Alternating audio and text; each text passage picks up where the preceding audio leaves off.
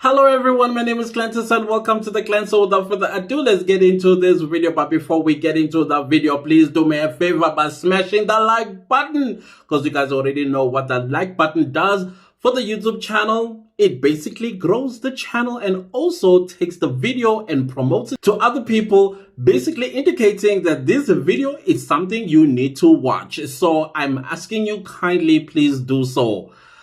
And I know that the Senzo Meyiwa murder trial has kind of like come to a stop, not an end, but a stop, because we are waiting for the heads of argument on the 4th of March, which is kind of like next week, I think. And we are going to hear what the state has to say in terms of convincing the judge about why these confessions need to be admitted into evidence. And also it will be great to hear the rebuttal of that from the defense, basically trying to convince the court why these confessions were illegal. Well, the clan is very clear about these confessions because, listen, the person that is responsible for all it is was once found wanting by a high court in the Rampant case. And what makes us think that this time around he was due diligent?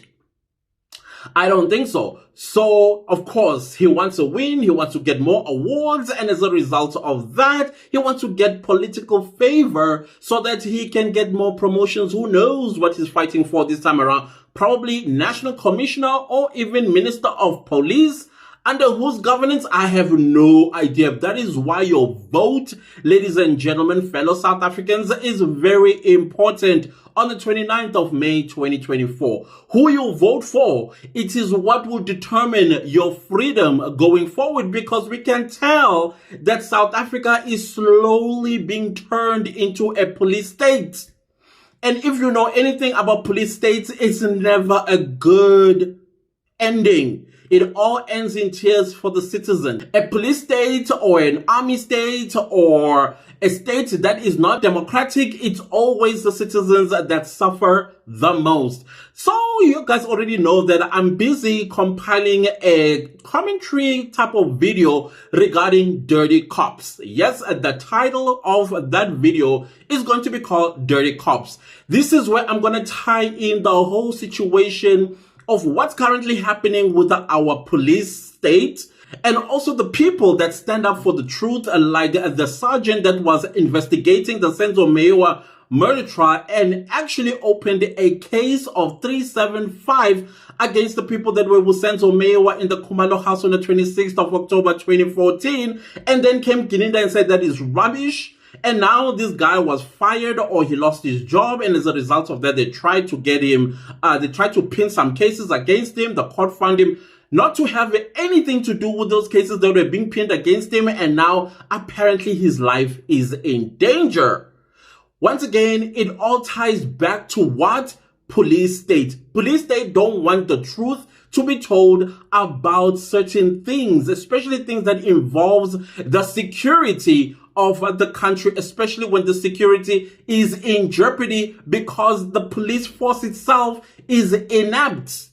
So what happens in a situation like that? It gives birth to dirty cops. So I came across some few articles that I would like to read to you. Just 2 articles, I promise you. It's just 2 articles. Something I'm going to abstract from one of the articles, basically trying to paint a picture as to why we are having the situation that we are in right now, versus if we had an independent police body like the Scorpions. Remember the Scorpions? And thus far, I have not heard any political party that is trying to win our votes telling us how are they going to bring back the Scorpions. Because you know why? If we continue with the current status quo when it comes to independent police force like the Hawks, we are not going to go anywhere. As a matter of fact, we are going nowhere very slowly and fast into a police state. So there's an article that I found from Absolute Crime.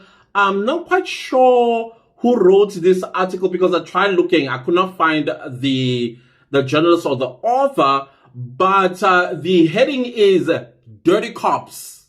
15 cops who turned evil. But I'm not going to focus on the 15 cops that turned evil. There's something that I that caught my eye while I was compiling this video together. So let's read what it says. It says, cops swear to protect. Sometimes power gets the best of them. Driven by greed, revenge, or simply insanity, the cops profiled here went evil. Okay, something that caught my eye here is greed. Definitely greed is one of the ingredients for a police state, as well as insanity. Those two ingredients are very important to turn a cop into an evil human being. Police corruption is more than just a crime. It is betrayal of trust when somebody entrusted with enforcing the law and protecting the public turns on the people he or she is supposed to protect. Society itself suffers. The real victims of police corruption are law-abiding citizens. Underline that. I will say it again. The real victims of police corruption are law-abiding citizens that learned to distrust or fear the police. Remember, in a police state, the whole point of a police state is to create fear so that they can rule us with an iron fist. They can shoot us at any given point they want to and arrest us for crimes we did not commit. So I'm going to read a excerpt from this book called Absolute Crime. Introduction. Police corruption is more than just a crime. It's a betrayal of trust. We already read that, right? Then we go, police corruption takes many forms and often reflects larger trends or problems affecting society. In many cases, police corruption is closely tied to political corruption. Underline that too, because now we are coming to the status quo in South Africa when it comes to the people responsible for this important department in government. A perfect example of this is modern South Africa. And this book is not written by a South African, by the way. Pay attention. Where police officials are appointed for their loyalty to the party rather than their ability. Now let's look at the Minister of Police. Was he ever a police officer? No. Let's look at other police officers that have taken the stand in the Senzo Meyiwa murder trial. Some of them did not want to tell us if they had matric or not. Shall I go on? Let's go on. Another was the American city of the early 20th century, where this is where now I'm currently doing my research. I came across this article because I went, you remember I said I went as far back as 1800s. Now I'm coming this way into the 20th century, where police officers were little more than enforcers and bribe collectors for political bosses. And you wonder why there's such rampant crime going on in this country, why drugs is a free-for-all, and apparently there are people that are in charge of these so-called business and not the police not knowing about it. Please. Not the politician not knowing about it. Please. Not the Minister of Police not knowing about it. Please. Not the National Commissioner not knowing about it. Like, seriously? Now let's continue. A modern trend has been lone wolf cops that commit crimes such as RPing, robbery, murder, and extortion on their own. Again, you look at Officer Makubo. I think it's Officer Makubo. What's happening to him?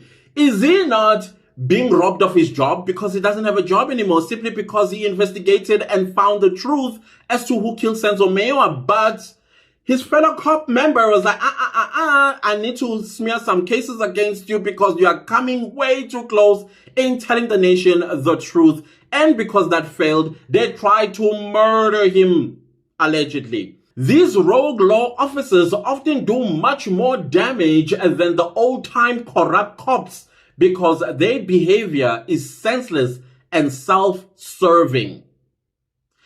The last paragraph I'm going to read on this article, which I found rather interesting, is one thing is certain about police corruption: it won't go away anytime soon. Unfortunately, guys, we are stuck with dirty cops in South Africa until they end up with a police state enforced in this country. Your vote will stop it.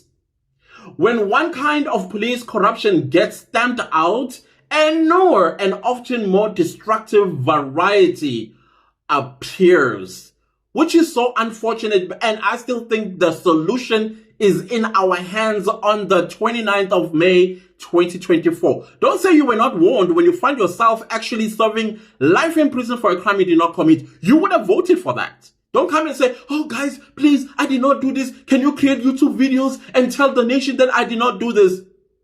But you voted for them, right? Don't come to us. Now let's go to Malesela Teffo, who is in jail right now, unconstitutionally, unlawfully, because the people that are in charge of our criminal justice system happen to be people that are questionable.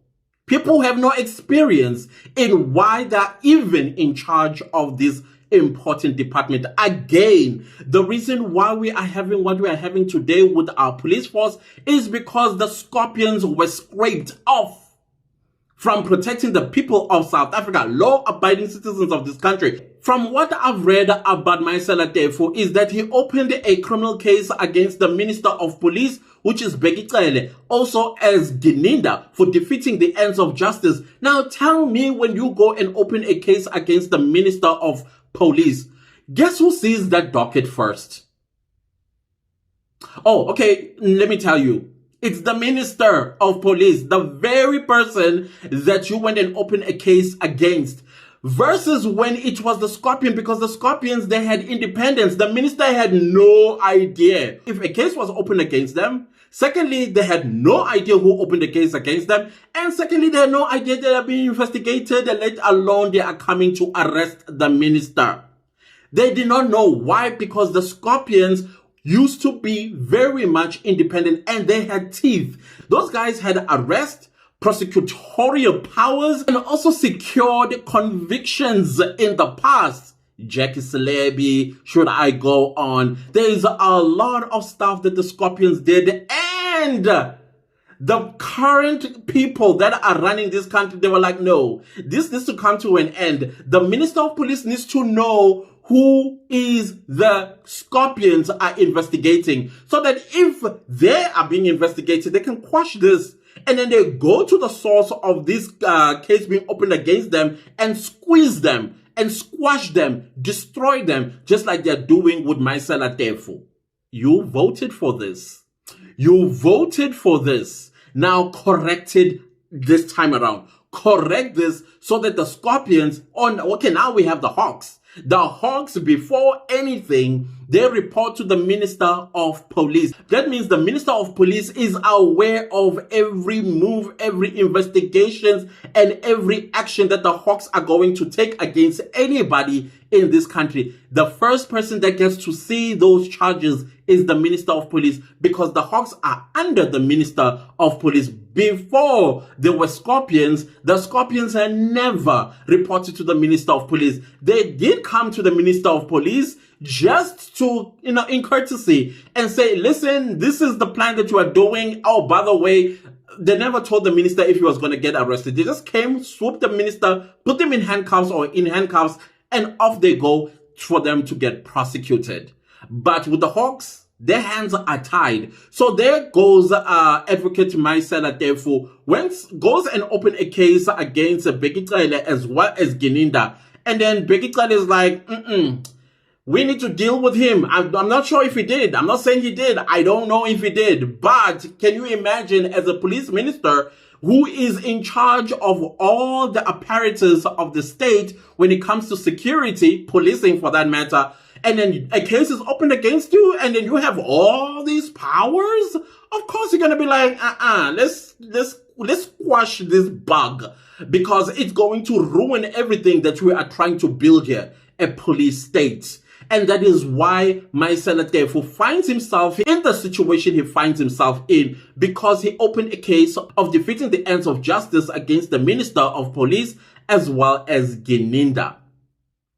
Again, to correct your vote that allowed the Scorpions to be collapsed, and these Hawks were created and they were put under the Minister of Police, and now the Minister of Police is privy to everything. That includes any cases that are open against him, any cases that are open against the president, any cases that are open against his comrades. Just his comrades. He doesn't care about anyone else but his comrades. Save my comrades. I need to see every docket before any arrest ensues, any prosecution ensues, and any security of a conviction of my comrade. I need to be the first one to say, you can change that with your vote. Let me tell you, I cannot emphasize this any more than I can. You can change this. Now, I came across this article by IOL, and it was written by Mary DeHaas. The title of the article is Failure to Rein in Bheki Cele Puts Country at Risk. And so it goes. So there's a little summary at the top that says, behind the recent unsubstantiated allegations made by advocate Malesela Teffo about presidential interference in the Senzo Meyiwa case lies the root cause of his anger and frustration. President Cyril Ramaphosa's retention as Minister of Police, a man who is a patently unfit to hold that powerful position. Teffo is among those on record who have reported gross SAPS corruption to the president, and in brackets, and parliament, without any action being taken against a man who even overrides overtakings given by the president to protect, and whose meddling in policing is leading South Africa down the police state road. Something that we've been saying on this channel for a minute now. It is not obvious from what happened last July that retaining Bheki Cele in his present position is a threat to national security. This article was written in 2022, by the way. And then it continues to say, Cele's imprisonment on Robben Island is insufficient reason to bestow respect. Ouch. The ANC's Daluxolo Luthuli left the island to head the apartheid military's Caprivi training, which killed members of his organization. Cele's contribution to policing shows contempt for the Freedom Charter and the country's constitution, and it has brought about a return to apartheid policing. Haven't we been saying that on this channel, that these tactics are so apartheid? It's not surprising, because when you bring in the Mukhanus and you bring in all these police officers that were being policed since the 1980s, what do you expect they're going to come into democracy with? Since the 1990s, he has done nothing to support good policing. Okay, I'm going to bleep out the name of the political parties, because I don't want to be mentioning political party names in this article, but you will have to find the article yourself and learn. But mostly they're talking about the governing party. He has done nothing to support good policing.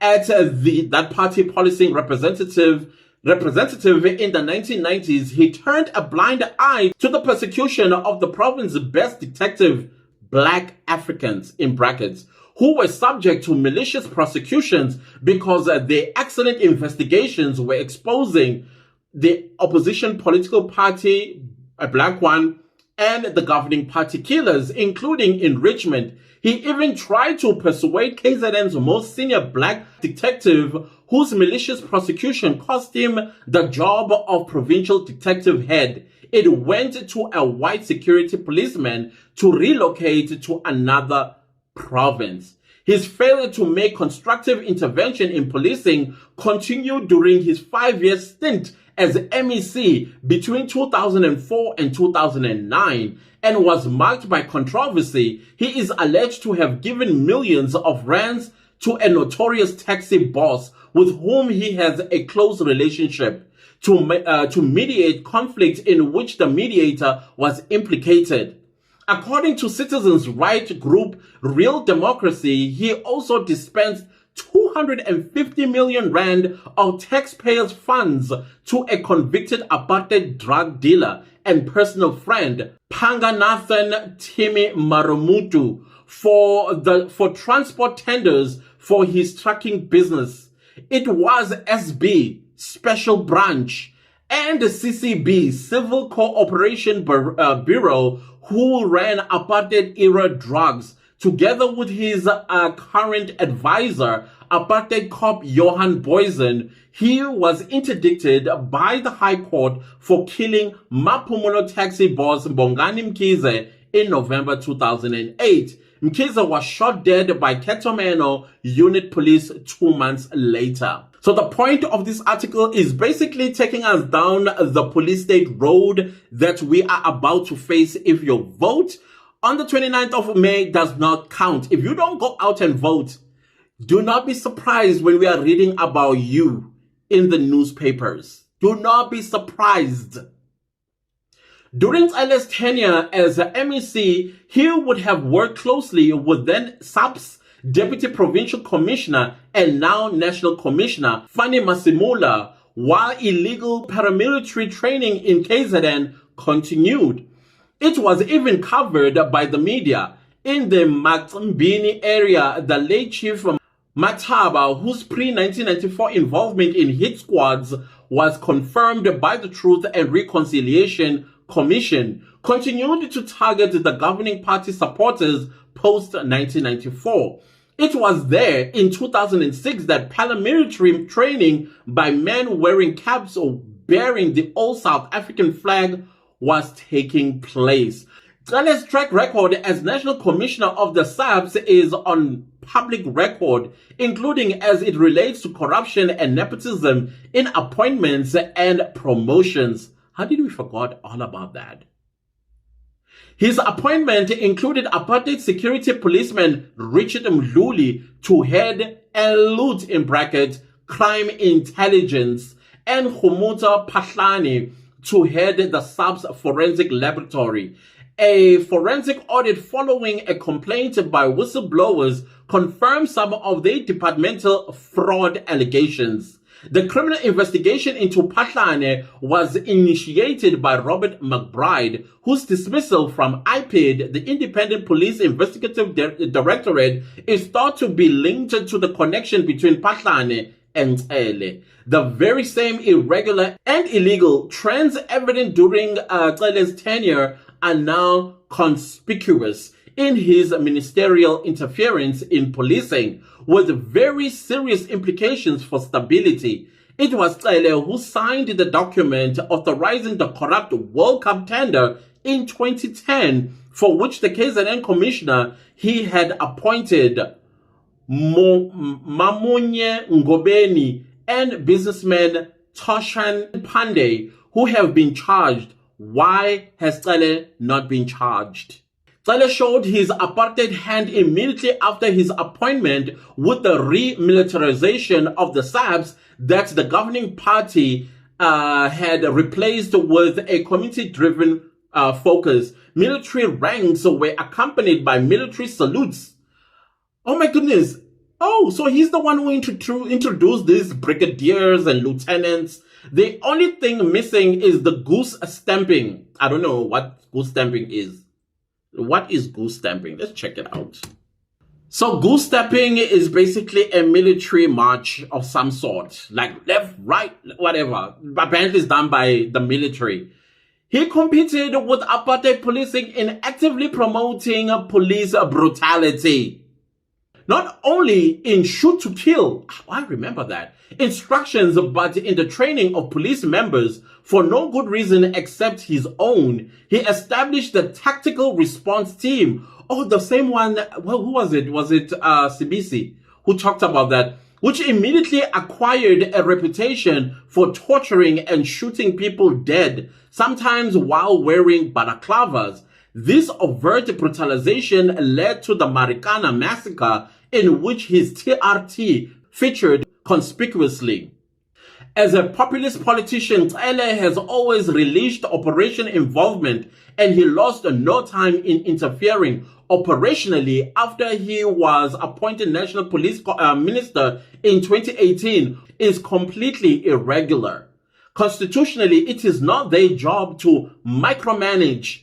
To use a recent example, it is the job of SAPS management, not the minister, to establish a task team into the recent Soweto Tavern massacre or arrange patrols in the area.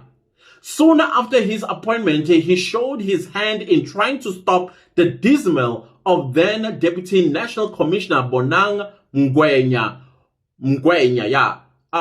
whose promotion he had fast-tracked while commissioner to a newly created deputy commissioner post. General Cele stood firm, and Ngwenya, facing serious fraud charges, was dismissed. Cele pushed the president to dismiss Cele, especially after the national commissioner had moved Cele's Robben Island buddy, General Peter Jacobs, from heading National Crimes Intelligence because of poor performance.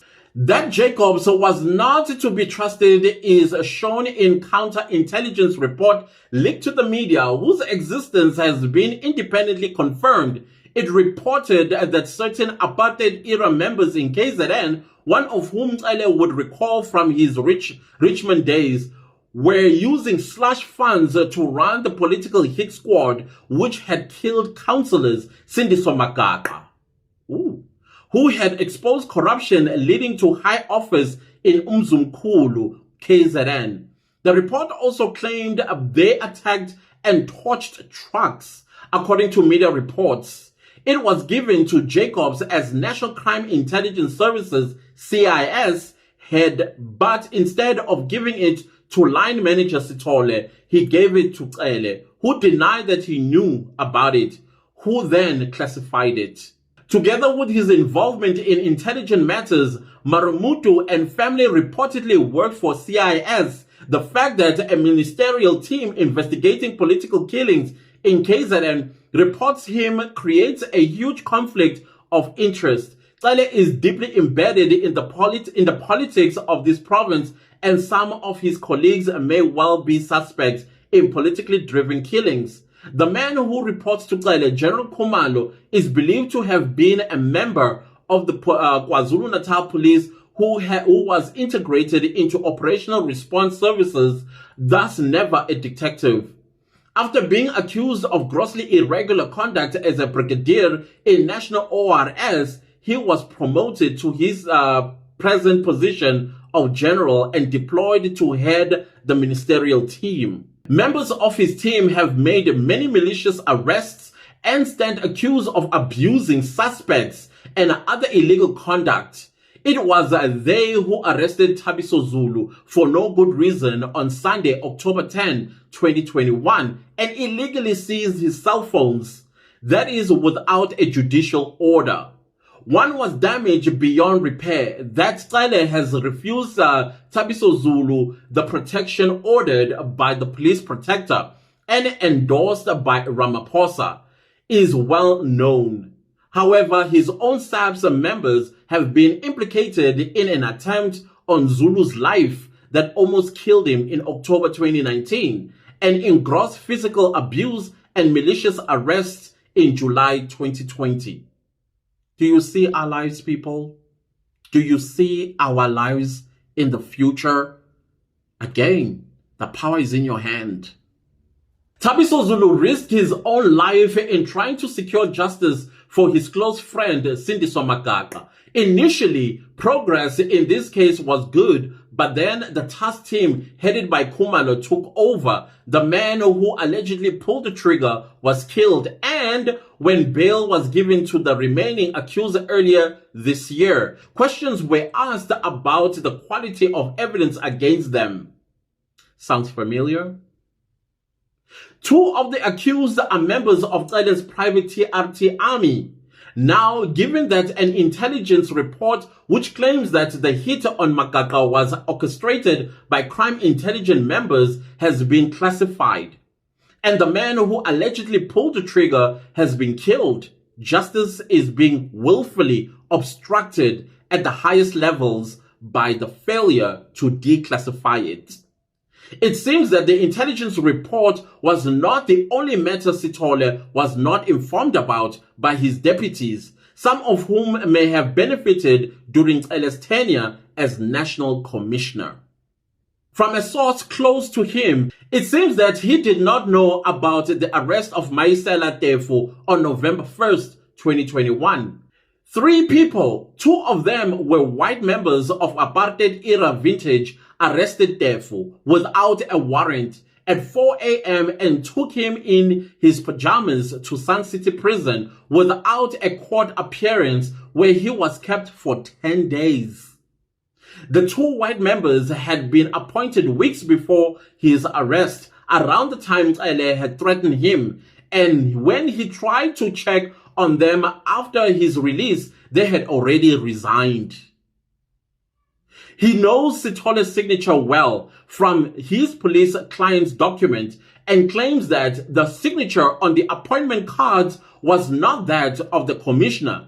He is not the only one to have made claims about the forging of Cele's signature.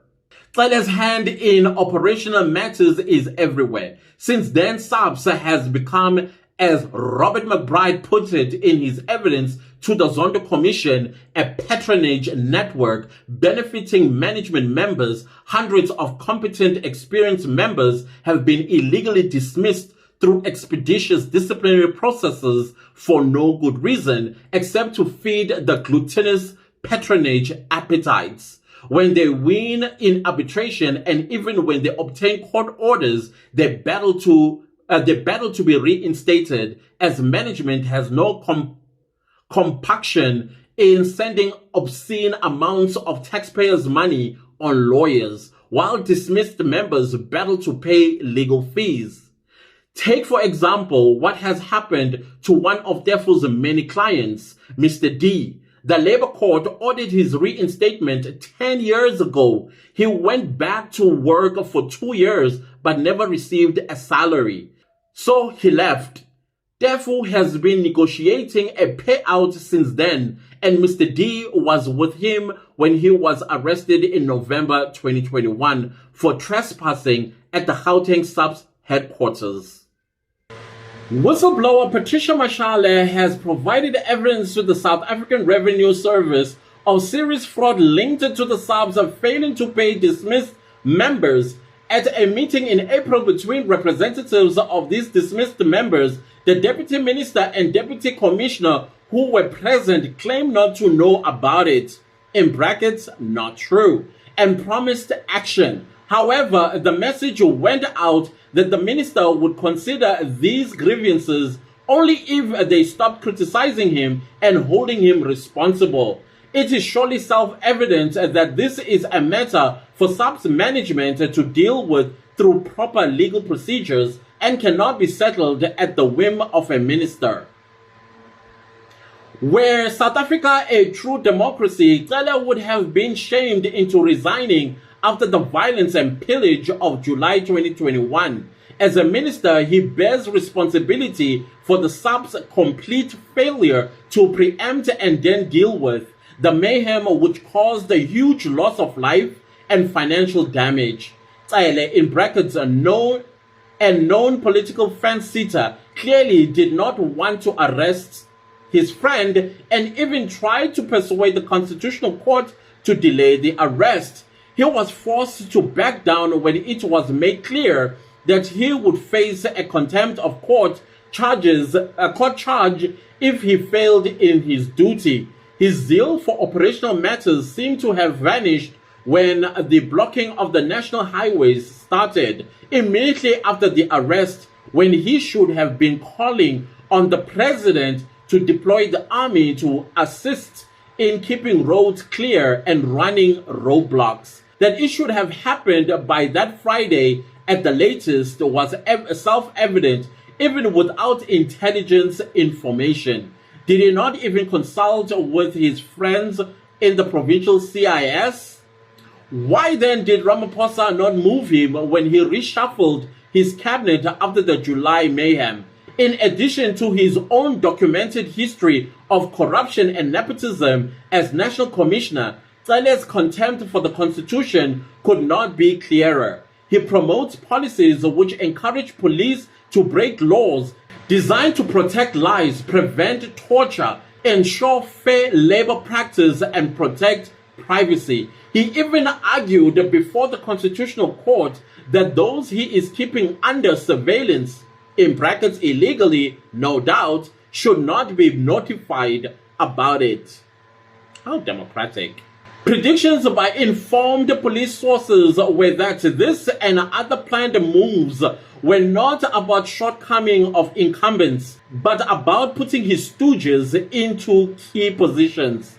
News about appointments to acting positions appear to confirm these predictions. Most of these appointees lack competence and or have skeletons in their closets, some dating to when Cele was National Commissioner. One very dangerous appointment is that of a member with no experience in his field to head crime intelligence. I wonder who that is. Of particular interest is that apart from the National Commissioner, who has long had a close relationship with Cele, national management is now dominated by members of the cabal in the ruling party. I like to say governing party, not ruling.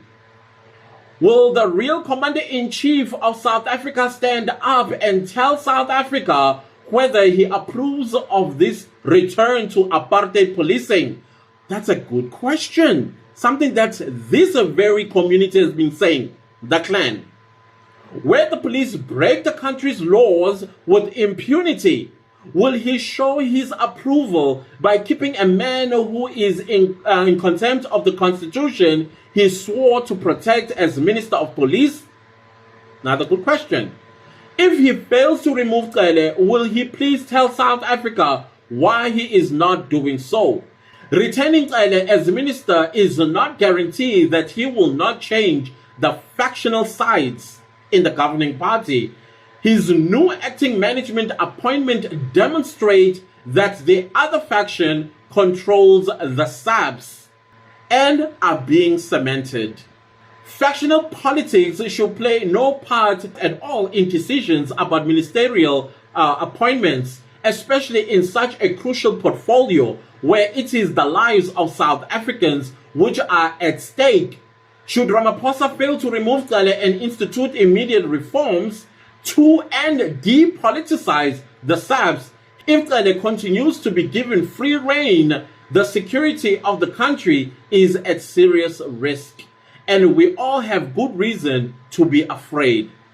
To be very afraid, the article concludes. And I repeat as well as the clan that we've been saying this. We've been saying that it looks like the SABs are creating or they are conditioning the people of South Africa to be fearful of the police for absolute no good reason. Because the police are not doing their job. All they're doing, or what we are hearing, is brutality, false arrests, and things of that nature. When are they going to start doing their jobs by arresting real criminals? So basically, this article, once again, was to paint a picture of the road that South Africa is traveling in. There's going to be a cul-de-sac somewhere, or the end of this trip. You decide with your vote where this road ends. Does it end at democracy, where we are all treated equally, respected without any force used against us simply because they suspect us of a crime that we did not commit? Or you are going to create a police state where you can't even move or say anything, let alone have a YouTube channel or watch a YouTube channel like this one and hear of things of this nature, that we are trying to make sense of what's going on in South Africa currently. Please do not make that mistake when you are voting, because it's going to bear on your children and their future. Do whatever you can to change the situation on the 29th of May 2024. I'm not going to tell you who to vote for. That is between you and your conscience and your situation. That is all that I'm going to say to you. But it's very important that you register to vote right now. Go online, wwiec.com, .co.za or .co.gov. I'm not quite sure what the email address is. Go and register, because there's still time for you to register to vote and change this situation that we are facing. It's right there on our face. It's for us to say, move aside. And then we continue knowing that this country is safe from a police state. from a totalitarian state. Let's stop it right now, all of us. So Malesela Teffo is in jail because he stands for the truth. Makubo is in hiding because he stands for the truth. Patricia Mashale is in hiding because of the truth. If you tell the truth, you are an enemy of the state, by the look of the people that are in charge of our security, national security. Change it, fellow South Africans. Please change it. It's in our hands. I don't know how much more I can ask you to change this situation, because you might find yourself having to vote for your incarceration for something you did not do. Worst case scenario, even killed because they were trying to force you to make a confession of a crime you did not commit. Save yourself, save us, save the nation with your vote. Anyways, guys, if you like the video, give it a like. If you didn't like the video, give it a like. Anyways, do subscribe to my YouTube channel and don't forget to click the bell notification so that you get notified every time I upload a new video. Thank you so much to everybody that's super thanking the channel and supporting it financially. I highly appreciate you guys so very much. Please leave me a comment down below and let me know what did you think about these two articles that I read, because they are painting a very bleak future for the people of South Africa's freedoms. Let's not forget that our freedom is at stake. It's in jeopardy. Our vote will either seal it or it will make it go away. It's up to you guys. Anyways, please do share this video far and wide. Thank you so much for watching. I'll see you next time with a new video. Goodbye.